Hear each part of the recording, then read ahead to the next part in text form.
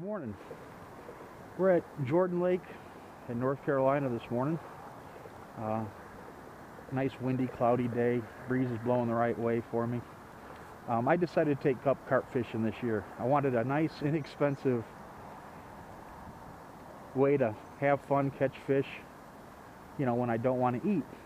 And I decided this would be it, not knowing how involved the sport could be.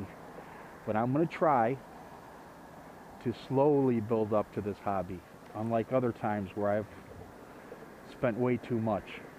You see all my musky gear. I get to go once or twice a year. So what I have here is just my two rods are out. I don't have the rod pods and stuff like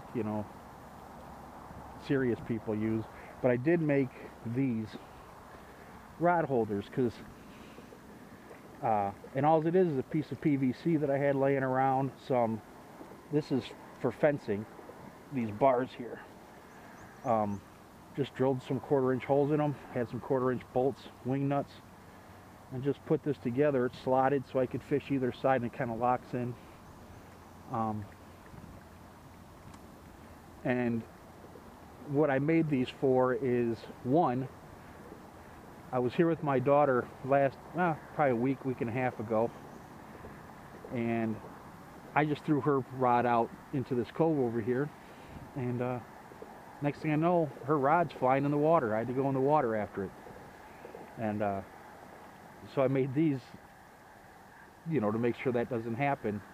And I always wondered when I was watching YouTube videos, why everybody was using 2-3 ounce weights in carp fishing. And I always thought it's because the Brits love to throw their stuff they'd be fishing the trees and stuff on the other side there. They just chunk it out a 1/4 mile. Or fish these bushes over here. And I thought that's what it was for. I didn't realize that that's what set the hook on the carp. And then you go slack line or whatever to let the fish run while it sits in your rod pods. Me, since I don't have any of those weights, I'm letting them set the hook with the rod. I've been fishing here twice before, caught like 11 carp out of here so far. Small ones now. I'm talking 3 to, I think the biggest was only 4 pounds 5 ounces.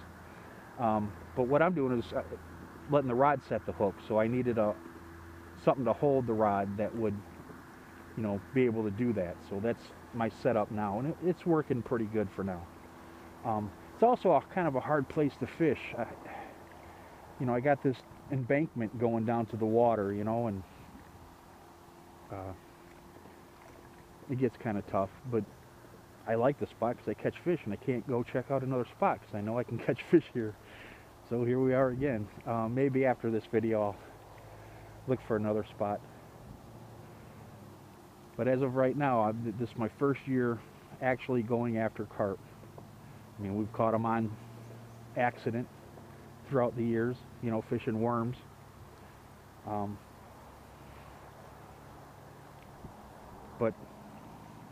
this is my first year actually going after them. So we'll see how it goes today. By the way, it is 7:51. Just so we know when we'll call it 7:45 when I got my poles in the water. One thing, if you're not, from what I've read, now it's mostly from pay lakers here. People here that are serious in the carp go to pay lakes where the carp are grown, fed. So you got a better chance for a bigger fish. These muddy lakes, like we have here, are supposed to have a lot of carp that are small. And one guy says that our rocky lakes have less carp, but they're bigger. So throughout the year, maybe we'll test that theory. But right now, I just want to get started, and I don't care if they're small. I mean, I'm catching them on, what I have here is my crappie walleye gear. It's 8-pound test, Cajun red line. I got some I think they're number 4 circle hooks. Some sliding weights and a split shot to hold it, you know, about 12, 16 inches above. I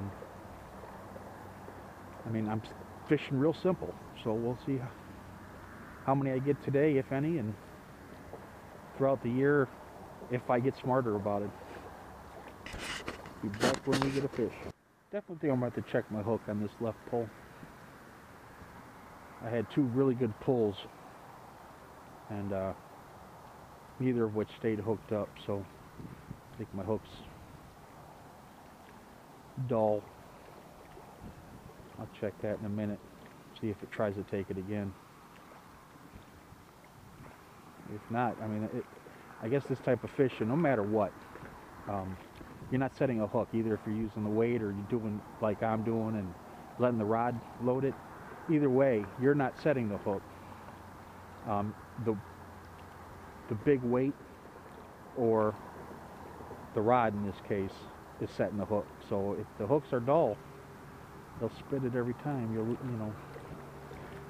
So I'm gonna make a check here, see what I'm dealing with. Hopefully the next time get a fish. I did change the hook. See it? I decided I'd come out of the cove with the 1 pull with this right side one, come out of the cove and fish the front of the cove because I wasn't getting anything inside, and then all of a sudden the carp just comes out of the water twice. Oh well, I'll let that one sit there for a few minutes before I switch it back. Hopefully, maybe they're just waking up. It's 8:30 now, 8:39. We'll see what's happening. I had one jump out here, you know, a few minutes before, and that's kind of why I came out this way, and then all of a sudden I get the one jumping in there. I don't know what to do.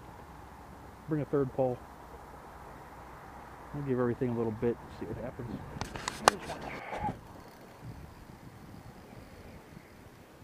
I'll tell you what, on this medium action stuff, I feel nice. Probably nothing but probably a 3.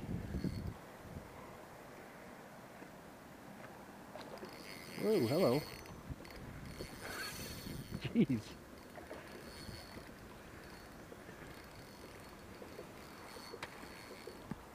Come on.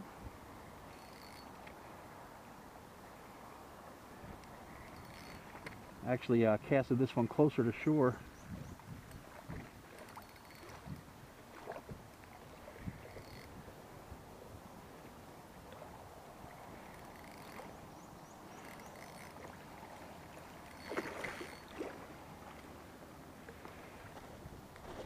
Oh, hey.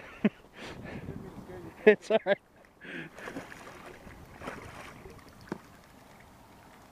Nice. Yeah, they're in here.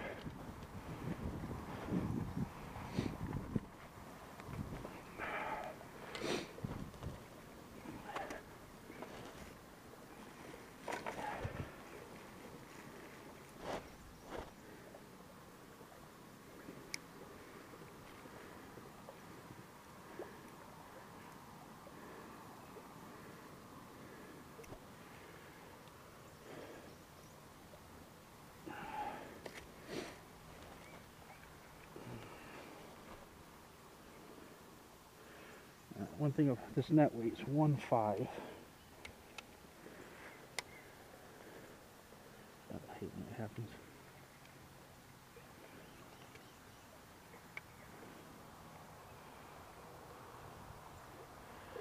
So 4.8. That's the biggest one here so far.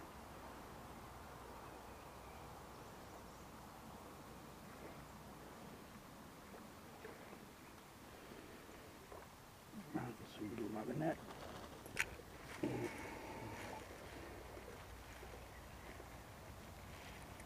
Nice orange on the fins. Feels Good looking fish. Exactly. This ain't gonna be as gentle as you guys do it, but it'll be fun.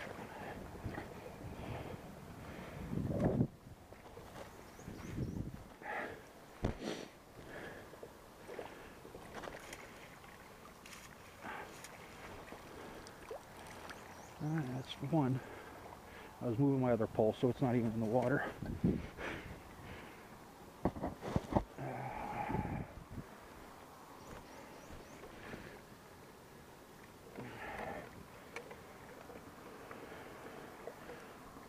Okay, let's see if they're waking up.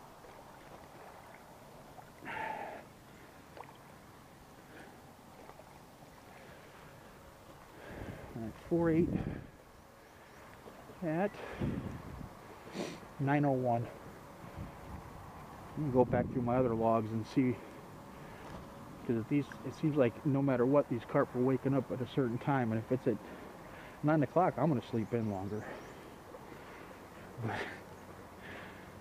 But let's hope get the next one. Heck, I hope you guys saw that fish. I can't tell at this point of view.